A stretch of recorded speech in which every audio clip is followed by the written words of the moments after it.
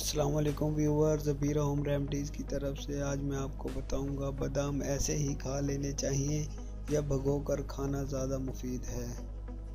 بادام کھانے کے فوائد سے تو کسی کو بھی انکار نہیں، لیکن بادام کھانے کا درست طریقہ کیا ہے؟ کیا بادام ایسے ہی کھا لیے جائیں یا پھر انہیں بھگو کر کھانا زیادہ فائدہ مند ہے؟ یہ سوالات ہیں جو بادام کھاتے ہوئے اکثر ہمارے ذہن میں آ جاتے ہیں۔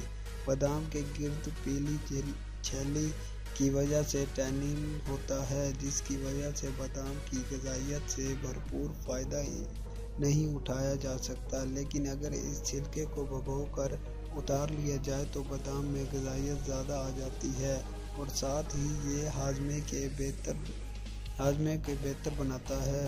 چھیلے ہوئے بادام میں لیپاس نامی انزائم ہوتا ہے، جس کی وجہ سے چکنائی کو ہضم کرنے میں بھی مدد ملتی ہے۔